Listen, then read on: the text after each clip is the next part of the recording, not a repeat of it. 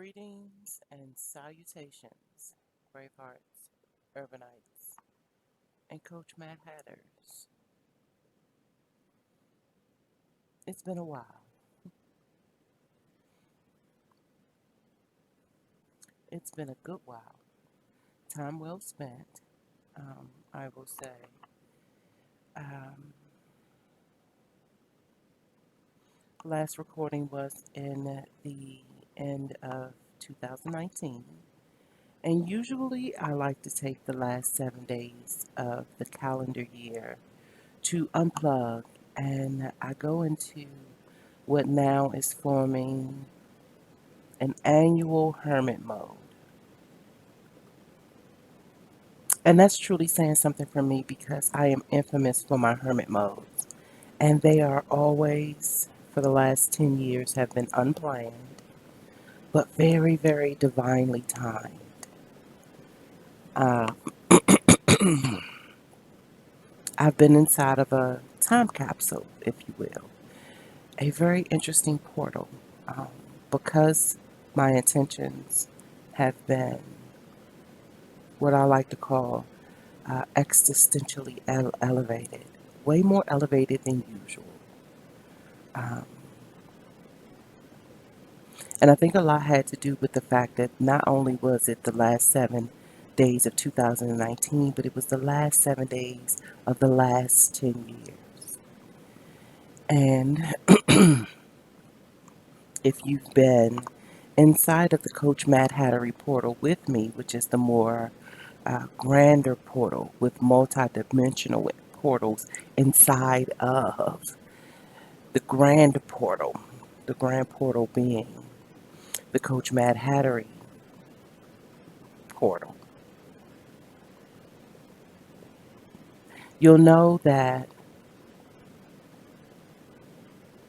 from all of my rambles that I am on this mad quest for answers and truity as it regards only to my unique sensibilities. The coaching realm that I am inside of is a very special, very intricate realm. It is the seeking and the identification of one's invisible muses while in courtship with self. And it is so deep. It's such a deep dive into one's shadow that I can't help for sounding dramatic and theatrical at times because it literally is a tap into one's wild unknown and tapping into and turning onto synchronizing with one's unknown, but all anchored into the courtship of self. Know thyself. To know thyself is to seek, embrace, identify, endow one's unique allotments. Inside this portal, inside this multi-dimensional realm, there is this thing called vocabulary. And I know it may seem very simplistic when I say it that way because honestly, no type of any kind of communication can happen without a substantial, fundamental comprehension of vocabulary. The by way one communicates with others as well as with itself.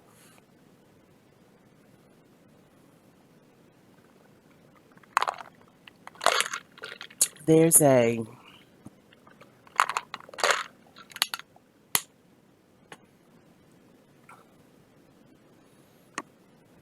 invisible sight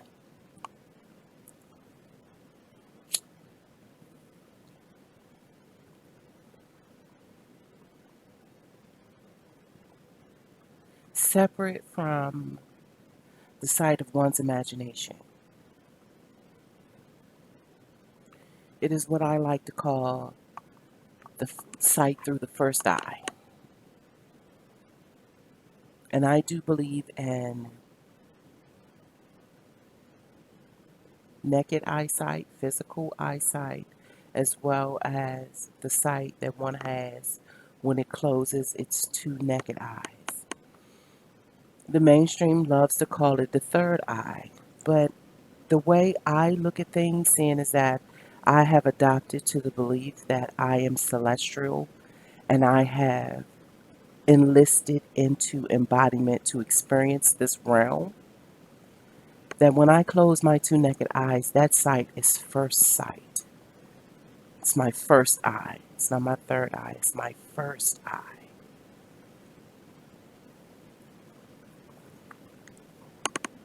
And the two eyes that I gain for sight through my physical elements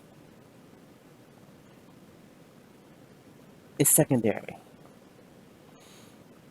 So the realms that I partake in when my two naked eyes are closed, that is the sight that I will be referring to in this particular session. In this moment, we are going to share the safe space of what I see when I close my naked eyes, what that's all about. And it truly is an entirely different world than the experience that I engage when I am in my waking, moving consciousness.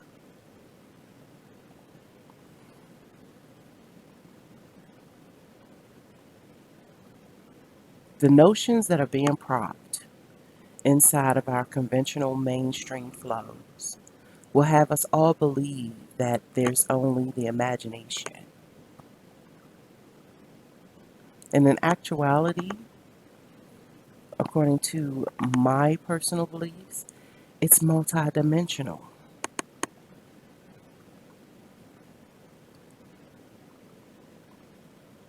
Inside my connection to the imaginal spaces, I am able to tap into various situations and circumstances that are no less sustainable and full of substance, by which a lot of my conclusions and contemporary contemplations dwell.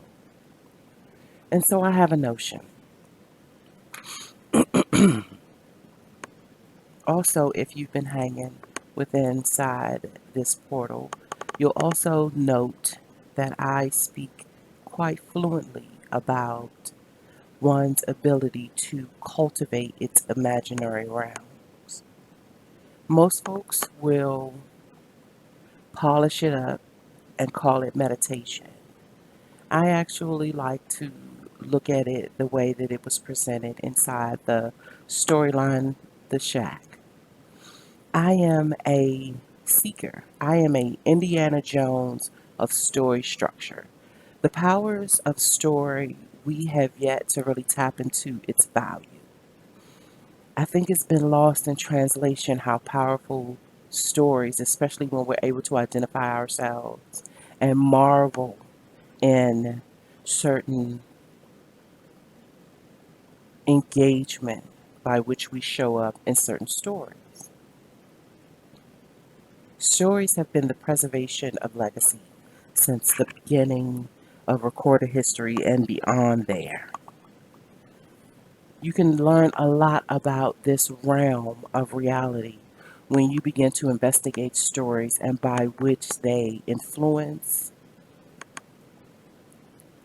the entire livelihoods of various groups of people. And another thing that I've done since childhood is that I'm a people watcher, and I've mentioned that in several other segments that I've recorded. And it was done without any type of forward consciousness to the fact. I watch people. I categorize characteristics.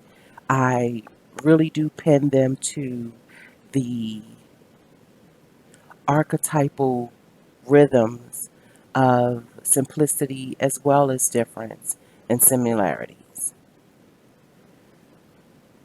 Through one's zodiac sign, and I'm not saying that it is the only way to be able to analyze one characteristics, but it is truly a wondrous place to start when investigating oneself and its relationship to it. And yes, I do speak in terms of me, myself, and I am, which means there's a trifecta lens with regards to one identifying its existence. The me portal of this trifecta is by which is, what can I say, heavily influenced by one's engagement in the realm. So its nature and its nurturing components, its impressions by which it has been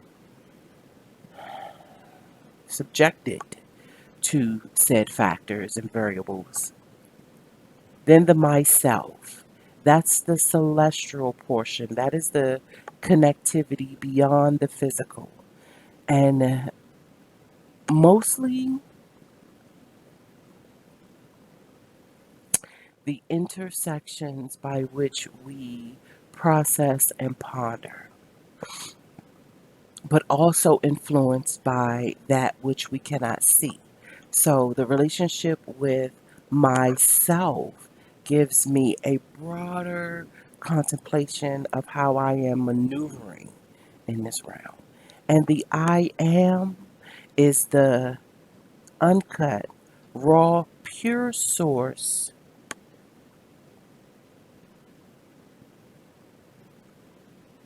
that my flesh avatar is directly connected to.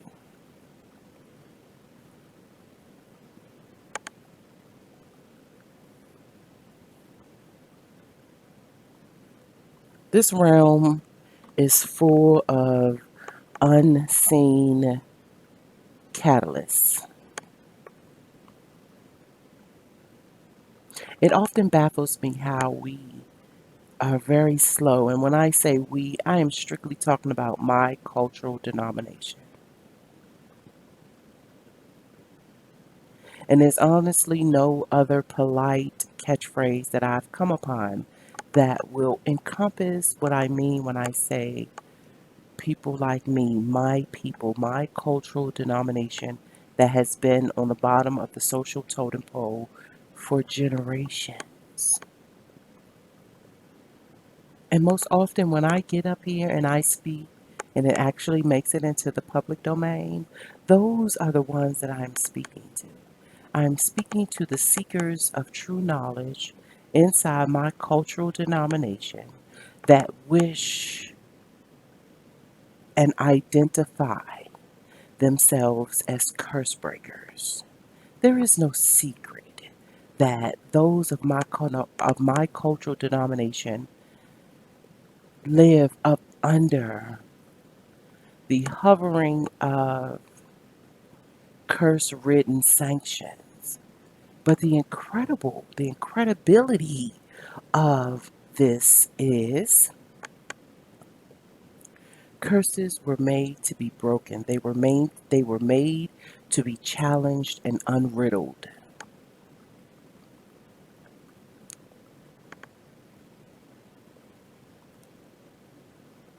Every single last one of them, whether you seek to believe in them to unlock them to crack the codes, or whether you dismiss them in ignorance, willful ignorance, is what I'm going to call it. And I'm mainly calling it that at this very moment because the knowledge is seekable, it's soughtable, it's attainable. I am always want to say, I'm never going to tell you what to see. I'm never going to tell you that you ought to see it as I see it. I'm an ambassador for individuality.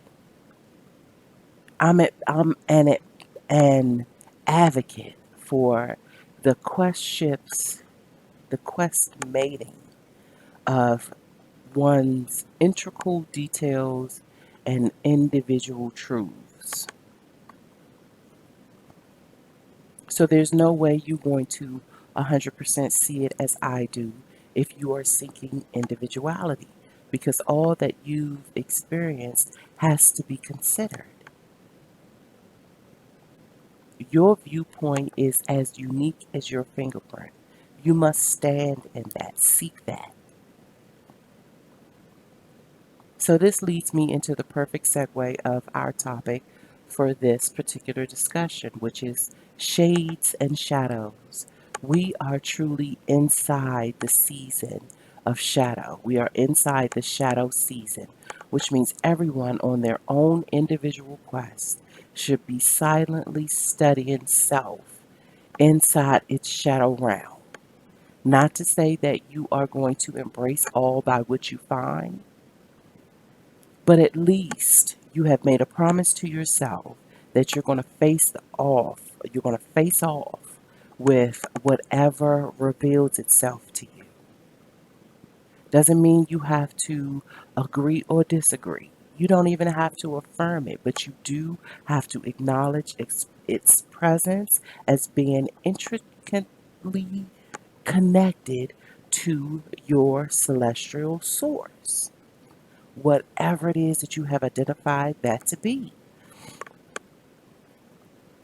Inside the world of big belief, we figure that it's only a few categories by which we can enlist into, and that must be the belief, the end all to be all as far as big belief is concerned. I actually am honing into connecting with those that don't necessarily check off any of the boxes that are presented. You actually fall into the other category: mind, body, soul, spirit, intelligence, and emotionality. So, saying that you will not check off any of the boxes, the existential vagabond, if you will, not necessarily the rebel rouser, but usually those types of tags seem to latch themselves upon this particular individual just inevitably.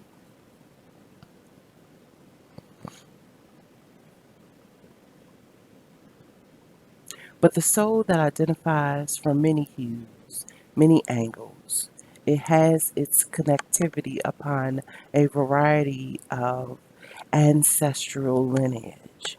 You literally cannot check a box when you contemplate your being.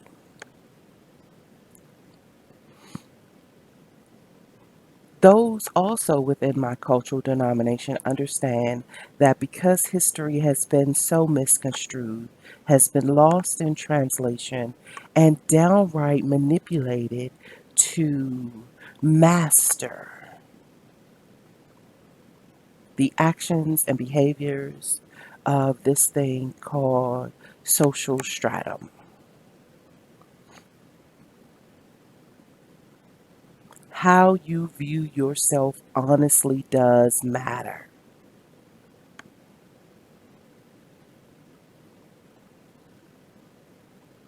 I also often giggle to myself as to how life would have been for me if I had grown up in a family of astrologers, of writers, of legendary storytellers. Because then I would be right at home, fully affirmed and within my most greatest power. But for some reason, within the 5D, I enlisted for this particular life, with all its challenges and all of its placements of the Lone Ranger. Why? Because there is this thing called a Pluto Saturn transit, and I was to be at my most tender transparency at the epic eye view of this time and space.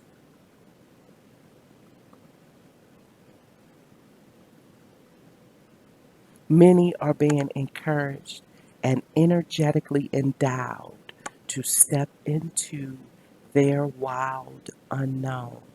The thing of routine is being dismantled. And I know that is a scary feat because for decades, for generations, we have those that look like me within the circles that surround me have bought into this notion called the American dream. That spell is being reversed. And it has not always been a curse for everyone, but those that were cursed by the philosophies of the American dream is now finding out that not only had this facade been so fucking damaging,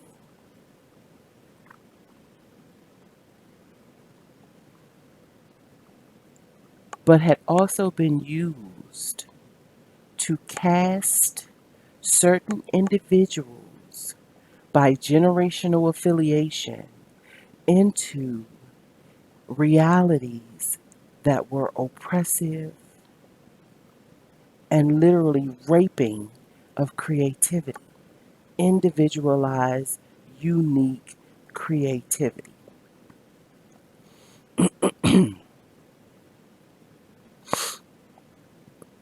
I'm going to pick up from the notion of the question of A, what if every traumatic, tumultuous, trying incident in your life was to prepare you, was first to grant you the insight to say that you experienced it. Firsthand knowledge is the best knowledge. And I'll never take that away from anyone. But also the respectful reciprocity of understanding that yet the one that stands beside you also have their very own unique view. That is one of the most legendary lessons that sit before us. We have to get out of this traditional, contemporary, conventional mindset. There are so many dynamics by which infuses our experiences on a moment to moment, day by day, month to month, year by year, century to century.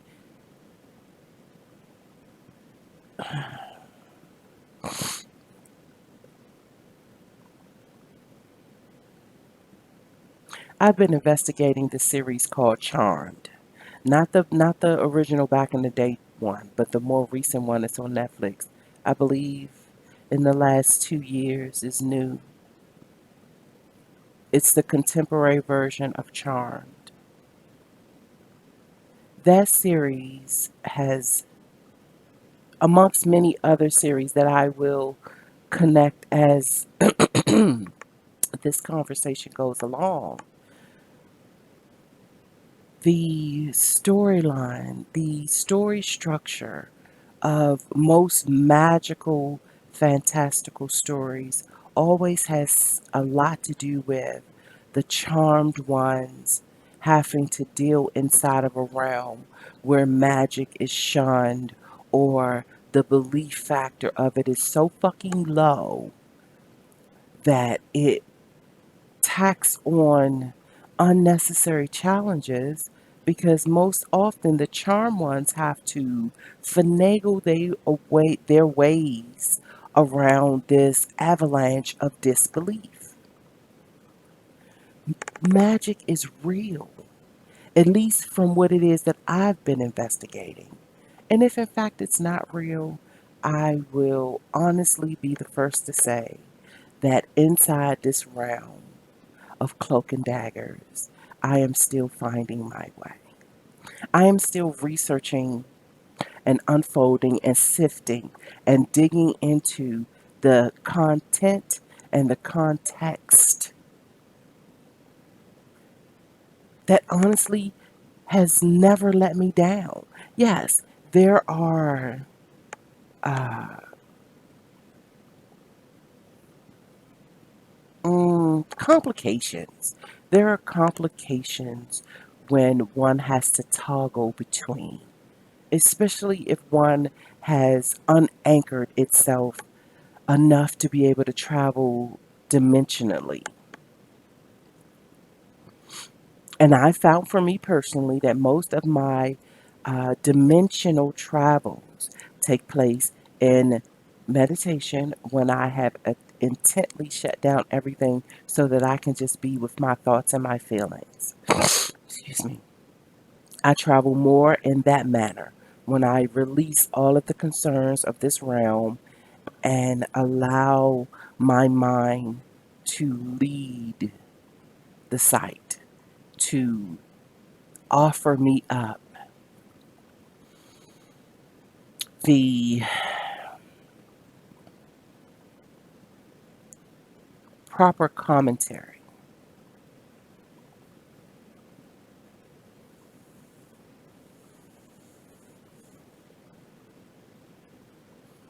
Anytime that I analyze my relationship with where I am, as far as me, myself, and I am is concerned, on the outside, on the superficial, on the Vanity Fair level, it is not something to write home about. It is not the magical accolade driven, full of likes, full of views, the more clickable type of life. It's not the clickable quality type of life.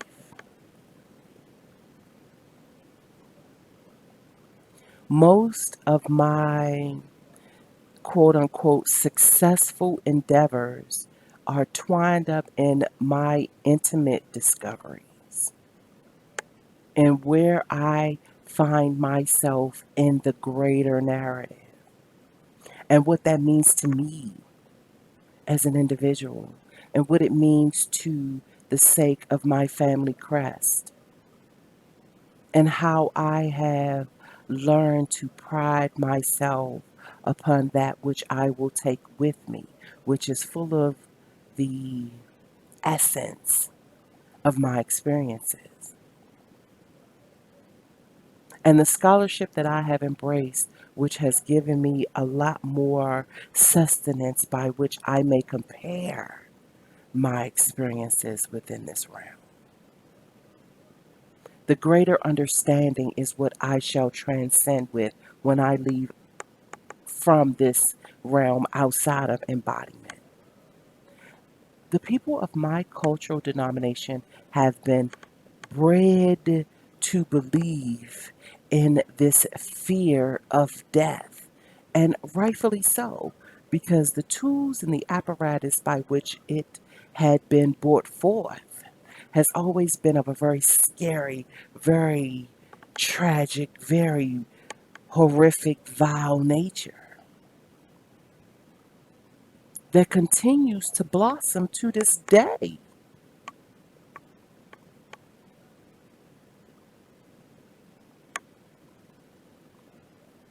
And that which is propped up to continue to snag and wear down the focus and perceptive powers of the individual is truly uncanny.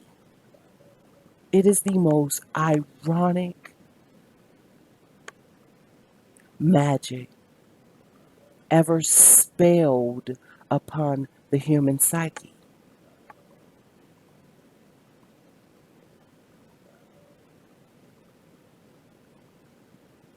So, the last 7 days of 2019 and the first 15 days of 2020, I have been inside of this hermit mode portal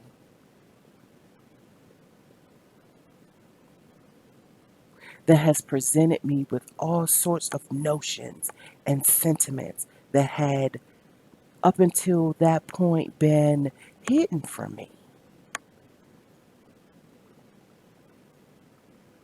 And every day I would get up like, okay, so I'm going to record today. And with the excitement that that would be done, I would find myself dumped into yet another discovery that needed time to unfold and speak to me and reconcile and show its place in my space.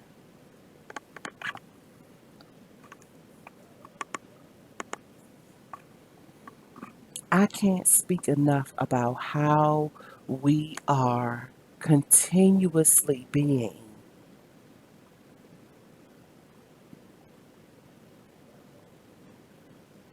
snagged into these many portals that latch onto our attentions and shift our mode of thinking and feeling. It is such a complex dynamic, and it's all surrounded by what it is that we believe. So, yes, with the ushering in of the new moon, and I know it's often said that inside eclipse season, it's this big hoorah. But honestly, this time and space, it really is the big hoorah. Those that study within the astrological languages, within the fantastical languages, within the metaphorical and the occult languages, those that really speak the language of ancient text, the magical alchemy within the ancient sense of things, understand that the unseen world, the unseen realms are busy, and they are literally checking in with those that are checking for them. They are checking for those whom are checking for them.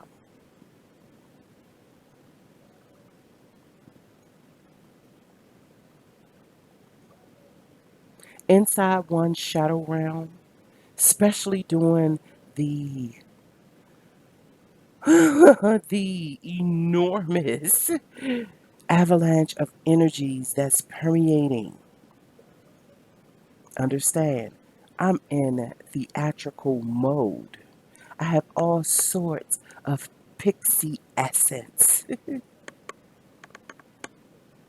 urging me to tell you about your tap in, your tune in, your turning on of its presence.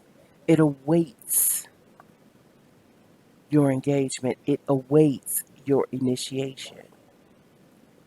And most often, it is as simple as understanding that you are a multiple dimensional being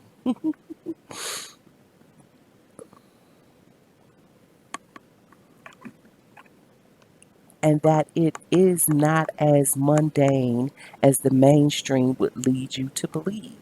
Why? Because if the mundane continues to sell you on the simplified version of being, you're not going to tap into the realms that are unseen but just as accessible because it's your belief that highlights the portal. It's your belief that brews you with the courage to step into and over the threshold to explore. And most often, you have to step into these portals of curiosity and inquisition without any preconceived notions. You have to step into these portals of intelligence without any judgment. Suspending one's judgment is one of the most hardest things to do within this third dimension because it is ran by group thought. It is ran by its ability to gather in droves. The majority rules. When, quite honestly, just that one individual loner is the one that actually comes with the true knowledge of things. We shun that messenger. We don't want to hear from that messenger. That messenger speaks indifference. We war because of indifferences. Inside the series of Charmed, the mom always told the sisters, your differences are your strength. Your sisterhood is your greatest asset.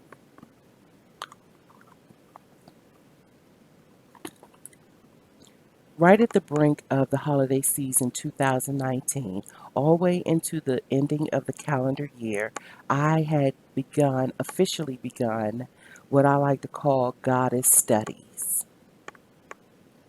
My own personal goddess studies.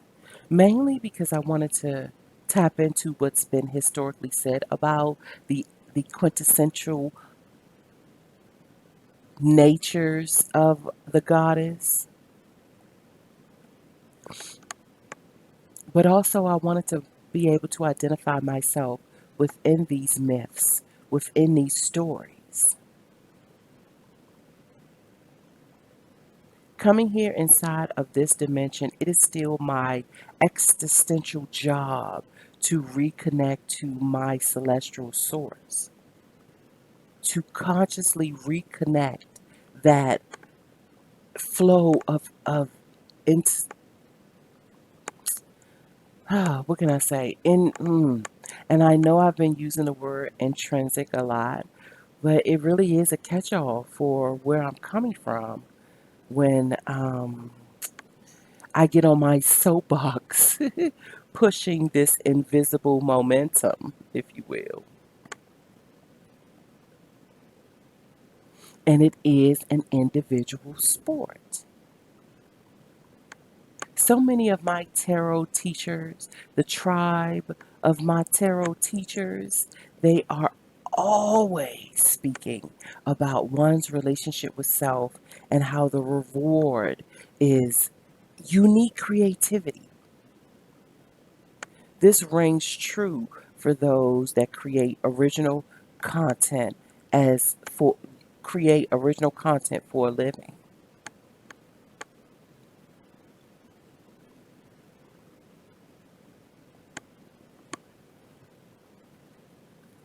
It honestly is a intrinsic, intuitive study.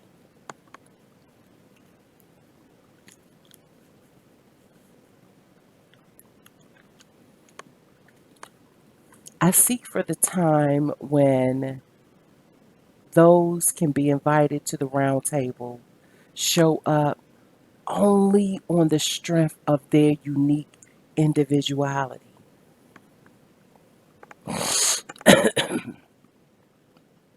They show up as the teacher and the student, and they do not take personal how it is that they show up. They toggle freely between their essence of being the student and their essence of being the teacher.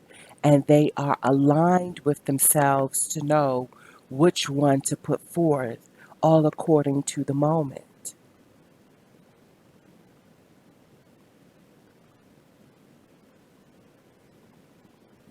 We exist now in a hyper ego, sensationalized era because it was strategically manifested to be that way. So those that show up with this outlandish, incredibly entitled ego, I need not take personal. I need to suspend that judgment and allow the understanding to flow over me that new energy is being ushered in to reconcile it, and that I too have the same residue upon me.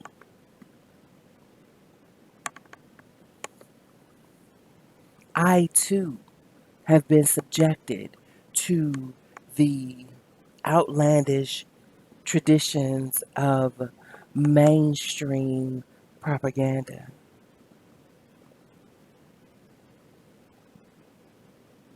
And for this, in accordance in accordance to that, I shall let myself off the hook. You too shall let yourself off the hook.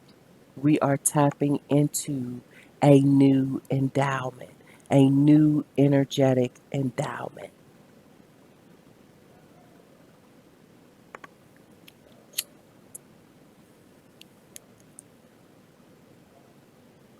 I'm very happy because many of my tarot treasure trove teachers are now tapping into a more extended explanation of how they view their work inside the shadow realms, whether it's work that they've done themselves or the lessons that they are sharing as a result of, or even their fears or challenges with regards to being engaged in these types of realms. Shades and shadows, we have been taught, especially through big belief, to run from it, to shun from it.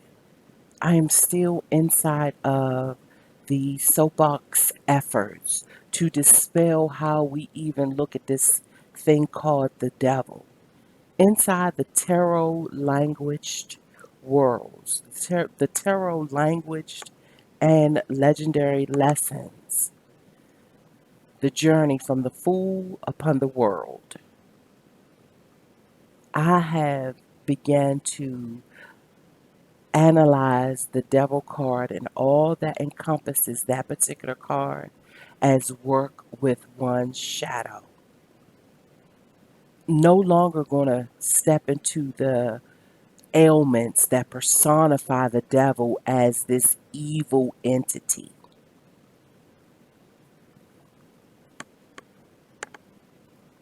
It has a different meaning to me.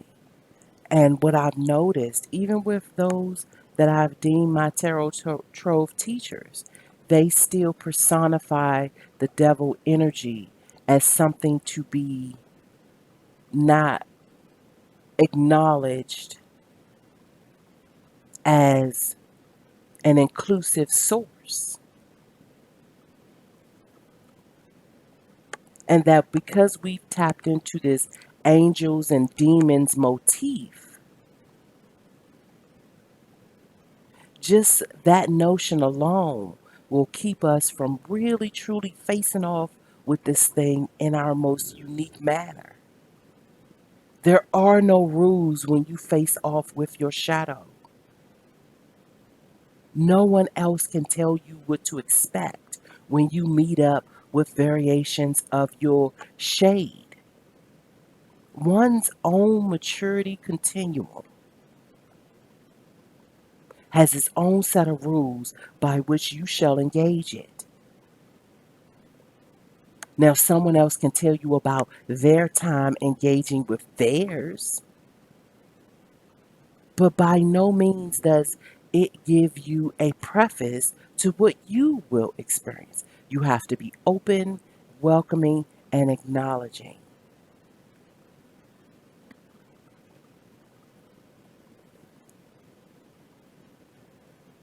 Now, because of the lopsided nature of where we stand, often, most often, inside the context of yin and yang, light and dark, feminine and masculine, we still fail to latch on to the golden fleece, which is we all have the essence of both.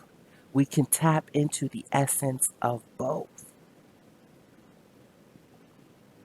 It'll do us some good to unleash the judgment that says that both doesn't dwell. Inside the full circle of one's individuality dwells masculine and feminine. And that you do yourself an enormous favor to find out what that means to you.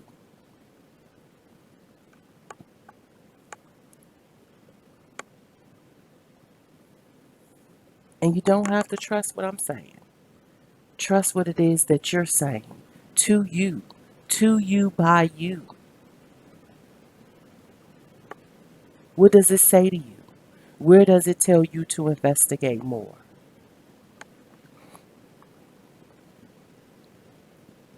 Is inside your mind's eye offering you a different way to look at something and you're resisting it?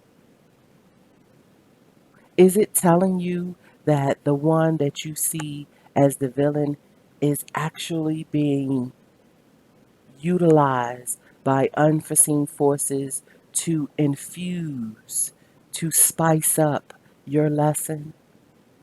And that as long as we continue to think in terms of right and wrong, good versus evil, we will be missing the mark every single time. It's almost like bypassing the doorway by which you can tap into or be led into a different scenario. But because you shun it, then you're not even aware that the door is there. You can't sense the door. Your pride and prejudice keeps you from even acknowledging the fucking door.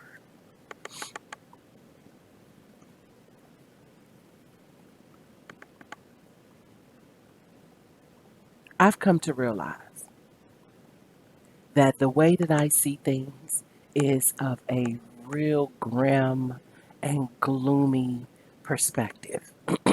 I was generationally born into this particular purview. Now, my tenacity and refusal to believe that that's it has allowed me to be able to sense other doorways, and it's truly been through the power of story.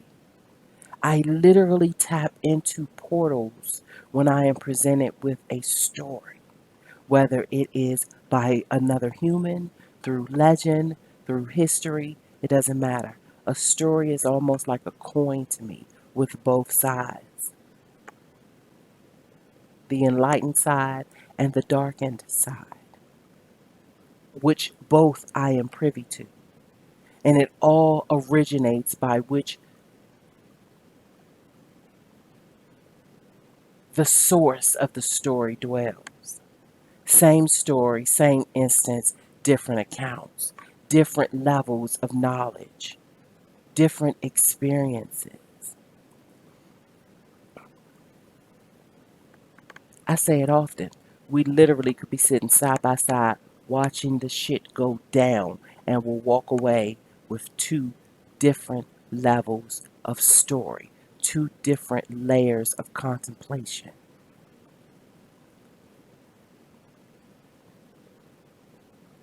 And I've noticed that there are those that will look at a problem as being deliciously presented, and those that look at it as being a catalytic opportunity, and those that also could, same scenario, same instance, same group of people, look at it as the end of the fucking world.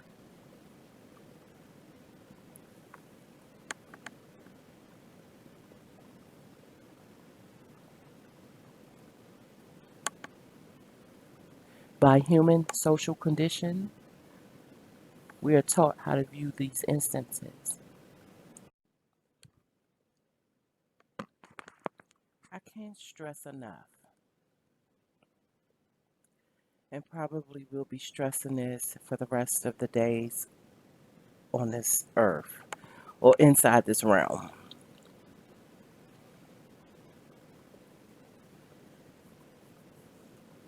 The true understanding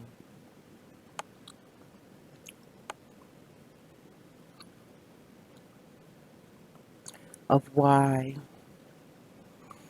one is where they are within this time and space, uniquely, intrinsically, intuitively exists within this particular time and space at the age that one individual is now facing. It's not by mistake. In my honest and truest belief, it is not by mistake.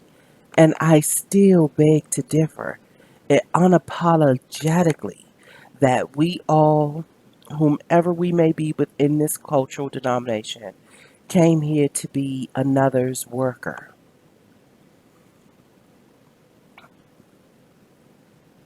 or came here to be someone's tenured consumer, to not ever produce anything, not even its own official, structured story by which it sees things, feel things, have learned things, partake in things, understand things, love things. challenge things. I often wonder what type of world this family would be producing if each and every one took up the cause to tell its own story, how they see it, good, bad, and even the urban ugly, and to tell it freely without any concern of outside judgment. I often say that the best treasures, amongst the best treasures of my existence here, is the published memories of my great Uncle Gil. Not only did I find myself inside this narrative, but I also discovered a plethora of history dealing with firsthand accounts of family members that not only did I not know their names, but was able to get a glimpse of how they felt in certain situations in conjunction to my Uncle Gil, which also pertained to me, lineagely speaking, if that's even a word. Through lineage powers, I am connected, thus, it means the same to me.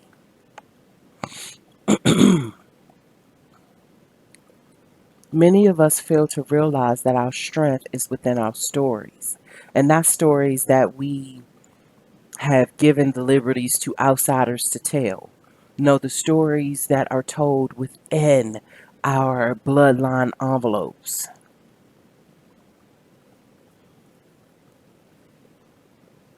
Tapping into those powers,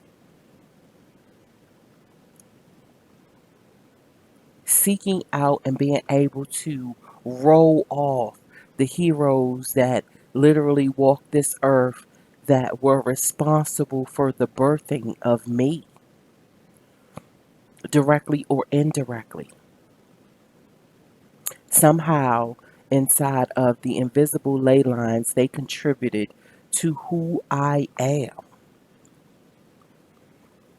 Those that actually sat at dining room tables that I also sat at the same time or in legend.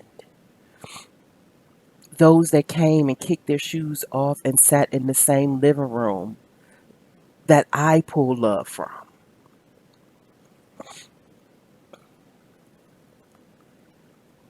How they felt, how they saw the world, what it is that they were contending with.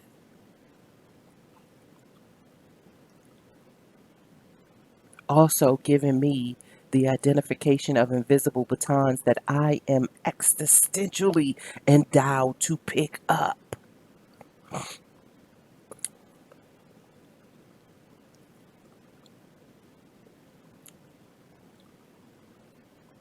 We love to say in this time and space that we aren't going to throw shade. What is shade exactly?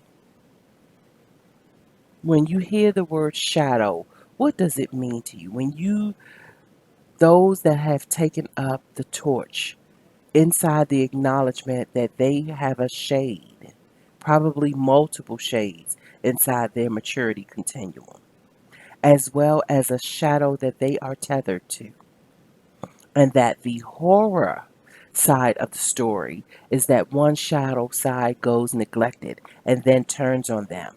And then they're having a hellish of a time of an experience inside this realm versus those whom have done the scholarship, have done their due diligence inside their hermit modes and have found, have discovered a side of themselves that the society that mandates their livelihood may be shunned or are not as welcoming to embrace. Excuse me, they must have a trajectory by which they will decipher this. And so, if you have an urge or an incantation or an inkling of a sense of self that would not be automatically welcomed because of the mainstream mentality that you have known about all your life, you now stand in front of the you stand in the middle of the crossroads, and right in the middle of the X, you now face off with your X men side, the metamorphosis, the mutation.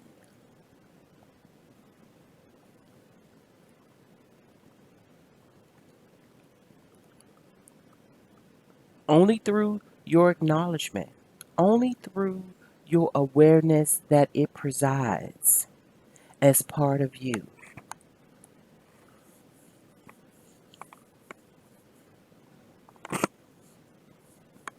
will sensitize you to other doors that are now hidden. They're hidden. They're hidden from your awareness because somewhere deep down inside of you, you have been socially conditioned to believe it ought to be suppressed, that dark equals evil versus dark equals melanin versus dark equals primal chaotic force, that dark equals the unknown.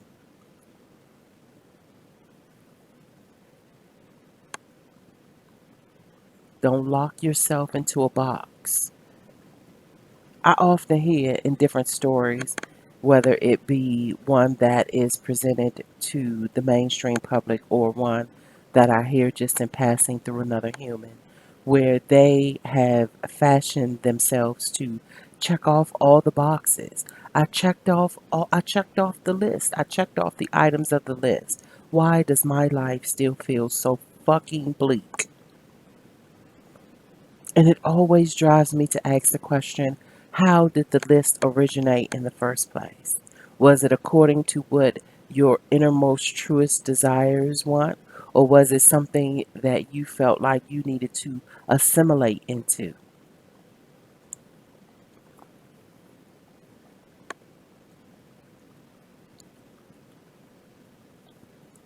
So, from the brink of the last 7 days of 2019 into this very moment, I have been wondering how this recorded conversation was going to go down. How was it going to unfold? What is it that I was actually going to say inside these moments that I have rendered a sharing of caring?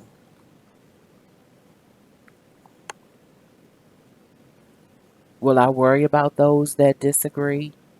Or am I going to be honestly consumed with those that find themselves upon a similar familiar path?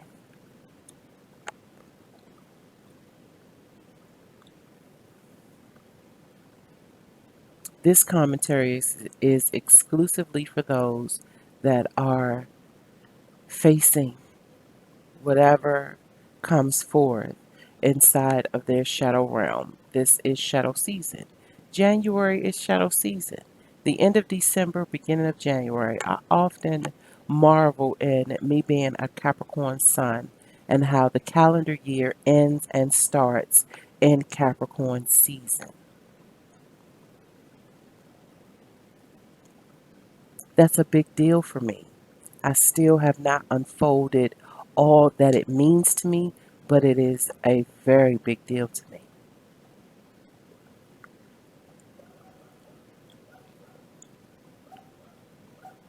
How we trendily,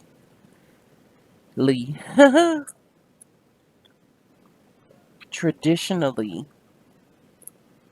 take up the notions of our bloodlines without any scrutiny, without ringering it through any type of critical analysis. We adopt it because that's the way it's always been. If you're part of this, you adopt it, whether you have questions or not. Down, dial back your inquisitiveness and just go with the flow.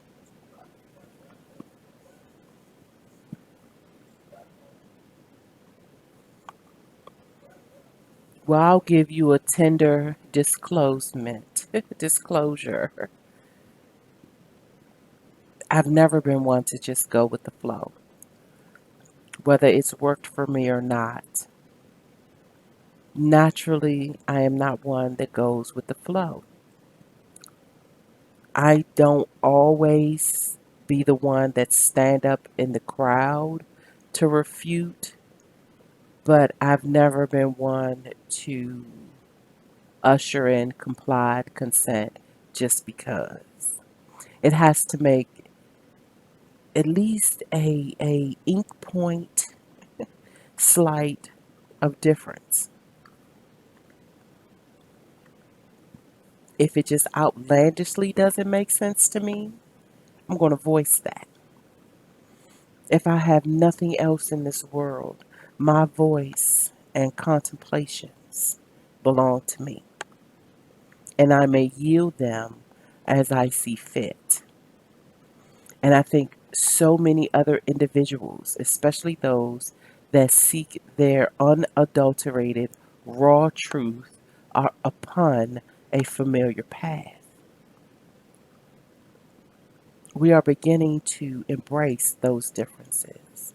And even if we don't speak them from the rooftop, we are learning to solidly stand in silence if that's all we have the right to do. No one outside of my realm is going to dictate to me how I ought to feel about something. Now, taking that type of embellishment upon one's existence has its pushbacks, its moments of pushback. Yes, I'm quite used to it. I've never been one where I was standing with the popular sentiment. Always been on the outer fringes of contemporary notions. And the fact that I may upload my sentiments inside of a public domain, yes, we truly are inside of the era of information. We honestly have the availability to tap into a smorgasbord of perceptions and purviews and outlooks, understandings and firsthand experiences, hard lifelong lessons, privileged lifelong lessons. It's still tickling to hear the perception come from one who did not have to experience cycles of life where information was presented inside of a classroom that only made their cultural denominations the villain, the evil ones, the uncivilized, the uncanny, the demonic, the criminals.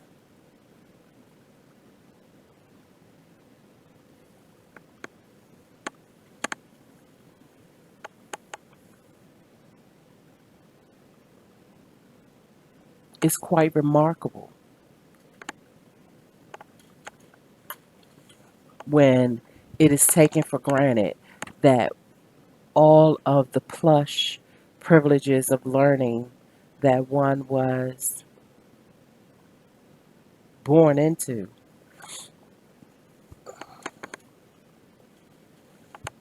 and how they were led into the private libraries and they could study and glance upon the original ancient text. They actually have access to the handwritten journals of archaeologists and historians and the professors that were able to teach in conclaves that are not readily available for the public. They were contributors of journals that led the fluency of policies being written and constitutions being sealed.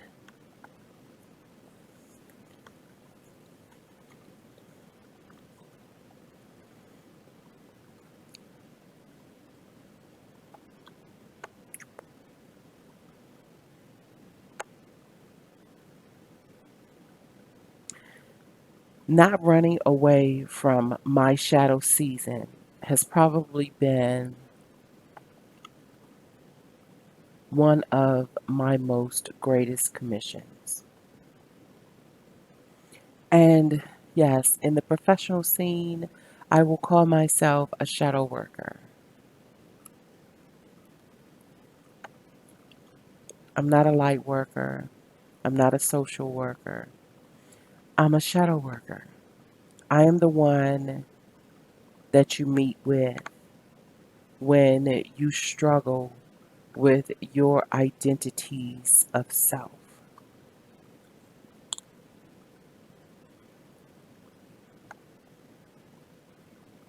I often say that I am a descendant of the Underground Railroad, but not as Harriet Tubman was freeing them physically, but more so freeing them mentally and emotionally.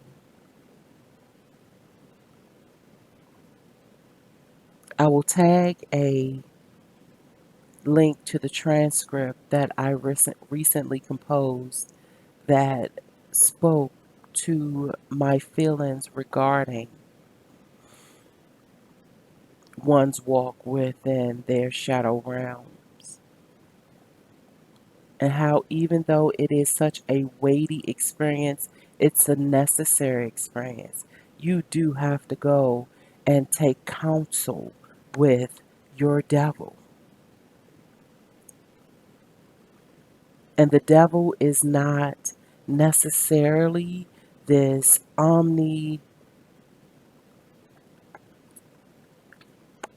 legendary personified folklorish entity.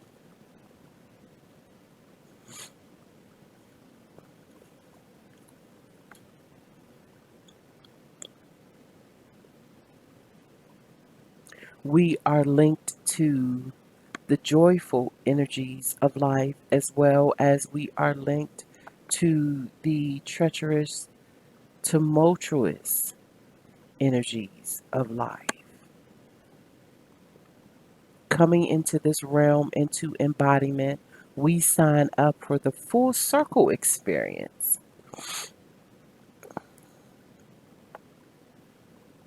And because our conditionings prop up our awareness to believe that all we have to do is work steadily, work hard, and we will reap the rewards of some fictitious fruit tree. Because all will be good and we will live well.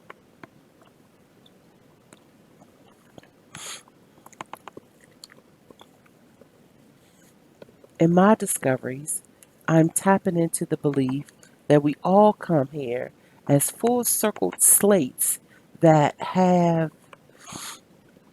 an agenda of a little bit of both, or maybe a lot of one and not enough of the other, but we still tap into both. And that all depending on certain cycles and seasons inside our multiplex of maturity,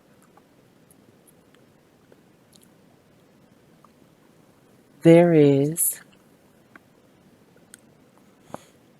the ups, the downs, the rights, the wrongs, the goods, and the evils.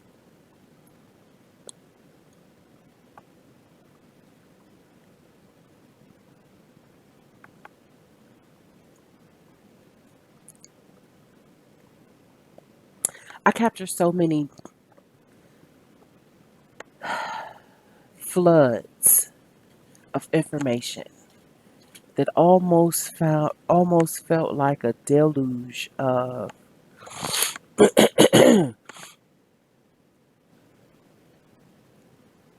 insight and understanding,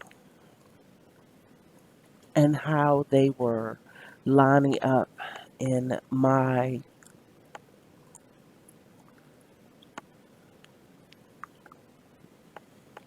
grand central station of contemplation or comprehension.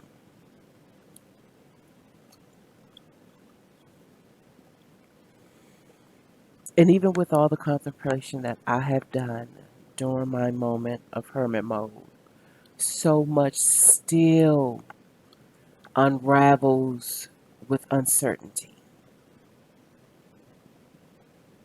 Even as I record this, I have certain elements of aspiration that I am literally investing just the sheer hope of manifestation.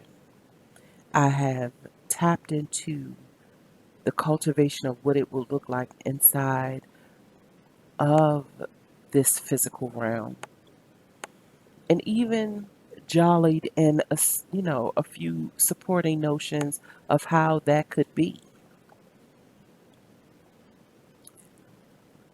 But then I also have to be real enough with myself to understand that I am still talking about the unseen interactions of other individuals, and that they too have their own way of churning and processing and maturing, and that the likelihood of it being intertwined, divinely timed, and uniquely aligned with all that I got going on inside of my intergalactic spaces. That's the mystery. That's the eye of the mystery. I hope that I can fall in love and become a significant member of the power couple genre. I also hope that one day I will become one that speaks a certain quality of truth that will encourage, invite, and provoke the curiosities of self.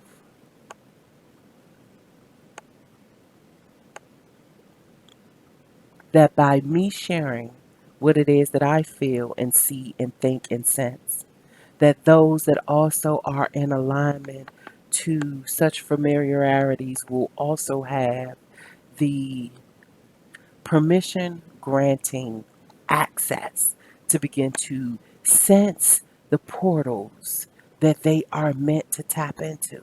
And portals, we have no idea of the origination date, the date by which we will sense its existence,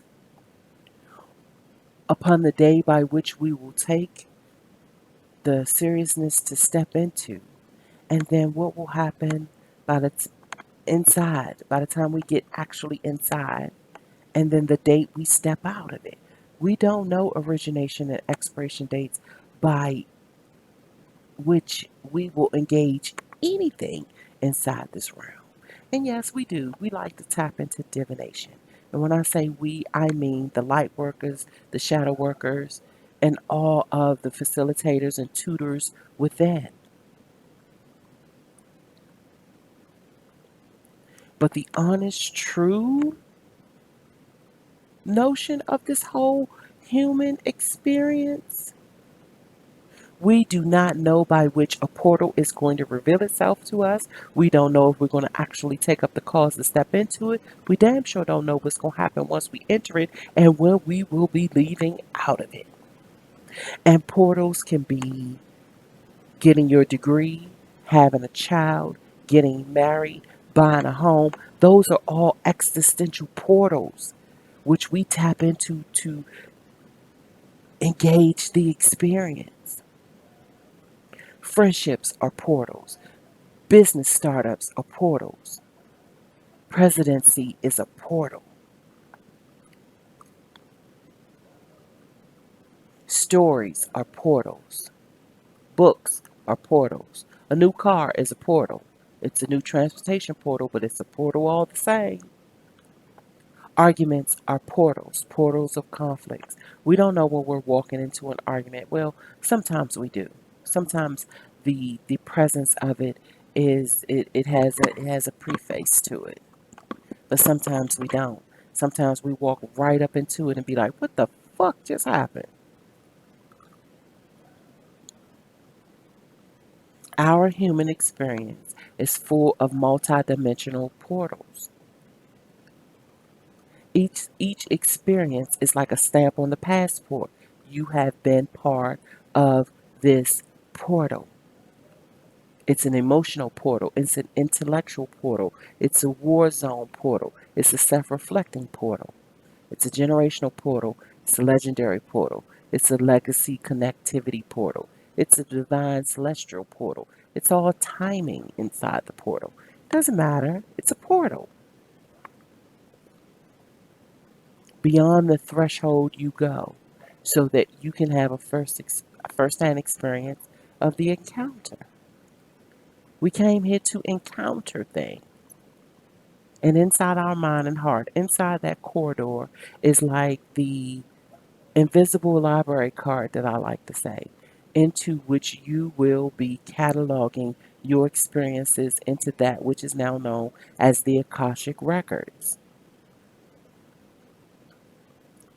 To intently drop off information to be stored under the catalog nature of you.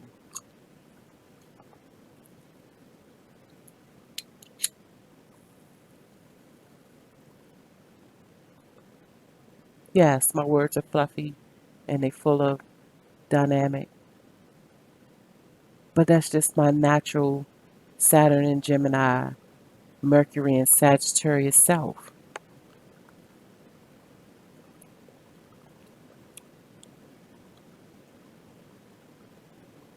I'm rendering it to you as it flows.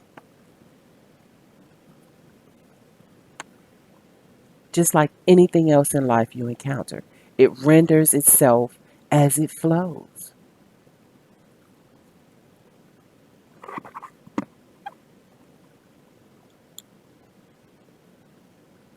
I've also been contemplating my judgments around what I figure is so outlandish and full of fuckery inside this time and space.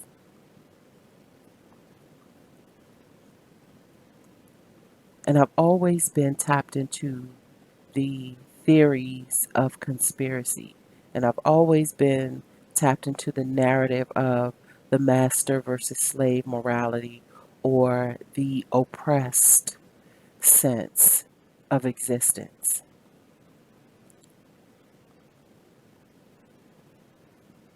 So that too is not by mistake.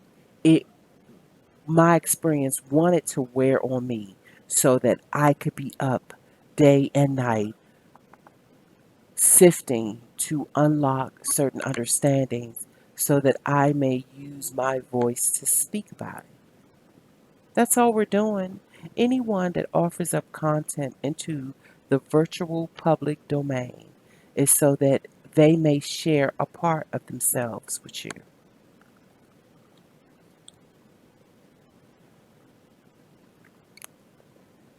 And that's not to say that everybody has to do that. But I will go as far as to say that you, as an individual, we as individuals ought to do our life, our existence, a little justice by at least keeping a journal about some of the things that go bumping and dancing inside the corridors between your heart and your head.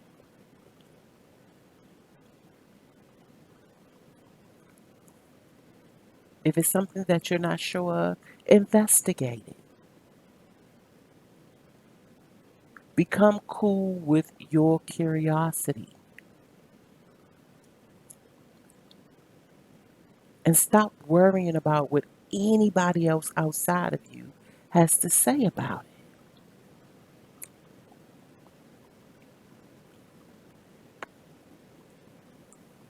Do yourself the just due of exploring all that your heart and mind says, let's go see what that be like.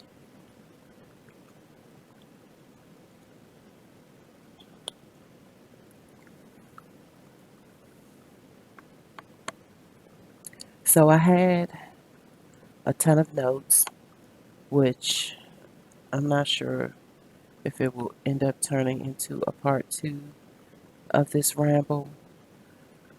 But I at least wanted to get that out and speak words to my notions, even if it's just to benchmark where I am as I flow, as I emotionally and intellectually travel this experience. I'm not considered a human being for nothing. There are certain hues within the invisible world that I am to depict and transmute into manifestations. And seeing is that the only primary worthy source to indicate that one's life was lived and documented into the ultimate roster of existence is through the virtual world. YouTube exists, Vimeo exists, Patreon exists, so that individuals may share their discoveries. I say that we take on the self scholarship quest as an individual sport and that we continue for as long as we can to tap into those that are sharing discoveries that we are also intrinsically in tuned to,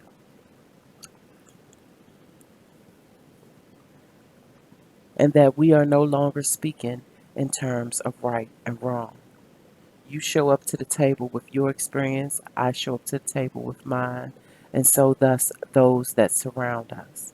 And we offer up what it is that we see. And through the power of story and identification, this world will continue to evolve. Our emotionality is evolving into a summit that many of us that are living in embodied consciousness have yet to see. And so journaling is going to be at an all time high. I honestly believe that the transformation of us as a whole will probably not step into any type of golden era until after we've gone and those that inherit our journals begin to tap into. Because as a habit, the living folk don't necessarily say, I'm going to invite you to dinner so that you can, look through my journals and see if there's anything that intrigues you that you can then populate your journals. We don't do that just yet. We don't do journal parties. We love Tupperware parties and social parties and dancing parties, and those parties are not a bad thing. Don't get me wrong, they are a wondrous thing. But the reasons and the intent by which we gather, and that's not just, and come on, let me say this before I even continue. That's not to say that those types of gatherings are not taking place now, because they are.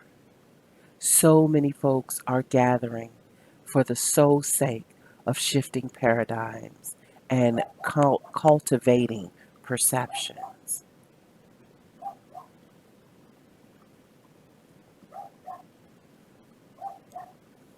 So it is happening.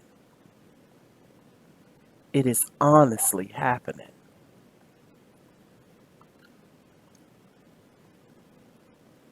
I say continue. I say invest in your journals and your pencils and your highlighters.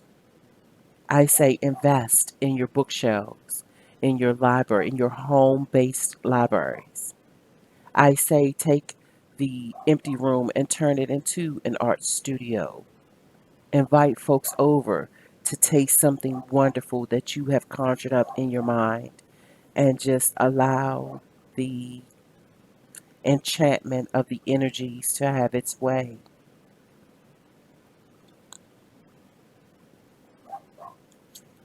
Jot down your thoughts and your emotions, how you feel about certain things. Share them. Now, sharing them is not going to be as easy as I just said it because, yes, we still find ourselves in the midst of circles that don't understand where we're coming from, not quite into it, or have a totally different projection. But when you find someone that speaks your language, honestly understand that that is an acquaintance to behold.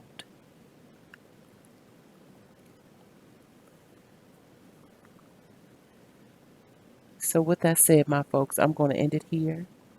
And I thank you for joining me. If you made it to this point, I will say you are truly a quest mate traveling upon the paths of your own truth, and that your courtship with self and your invisible muses will do you a well of good that's beyond your physical endowments. Hold on to that. If you don't hold on to anything else, hold on to the pride of your relationship with self and your ambition to rescue the portion of you that really truly means everything to you. And even if you stand alone now, your soul tribe awaits. And as long as you continue to seek it, it shall come.